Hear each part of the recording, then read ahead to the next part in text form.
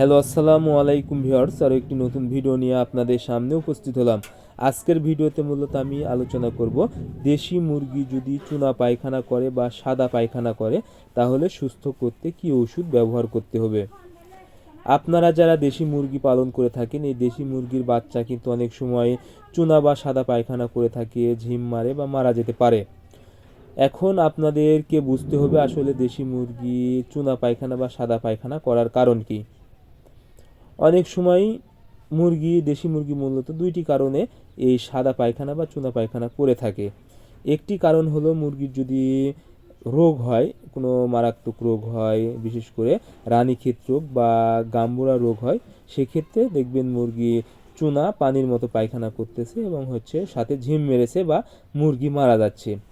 আরেকটি কারণ যদি মুরগির আমশয় হয়।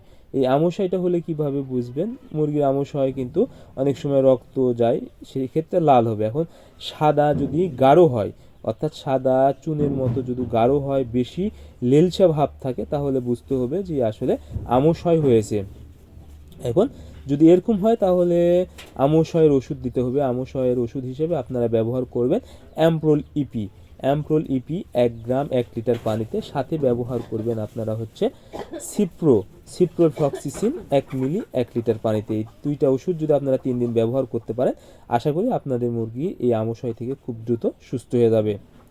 এখন এর সাথে আপনারা যদি সিপ্রো না পান, ছোটো সিপ্রো না পান, তাহলে লিভোম্যাক্স ব্যবহার করবেন, লিভোফ্লক্সিসিন 1 মিলি 1 লিটার পানিতে, অর্থাৎ অ্যাম্প্রোলিপির সাথে লিভোম্যাক্স আপনারা ব্যবহার করতে পারেন। এটি আপনারা ছোটো পেয়ে যাবেন, 65 টাকা দাম লাগবে, 20 মিলির দাম।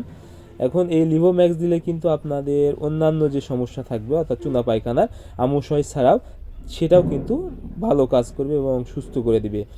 এখন যদি দেখেন যে মুরগি ঝিম মারতেছে এবং চুনা পায়খানা করতেছে পানির মতো এবং মুরগি মারা যাচ্ছে, তাহলে কিন্তু আপনাদেরকে অবশ্যই ভালো ওষুধ ব্যবহার করতে হবে। এর জন্য আপনারা ব্যবহার করবেন জেন্টাব্যাক 1 গ্রাম 2 লিটার পানিতে এবং সাথে লিভোম্যাক্স 1 মিলি 1 লিটার পানিতে। এই দুইটা ওষুধ আপনারা 3 থেকে 4 দিন ব্যবহার করবেন।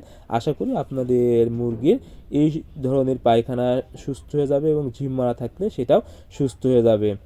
সো আপনারা যখনই দেখবেন মুরগির সাদা পায়খানা বা চুনা পায়খানা করতেছে, আমি যে ওষুধগুলো বললাম আপনারা অবশ্যই ওষুধগুলো ঠিকমতো ব্যবহার করবেন। আশা করি আপনাদের মুরগি খুব দ্রুত সুস্থ হয়ে যাবে।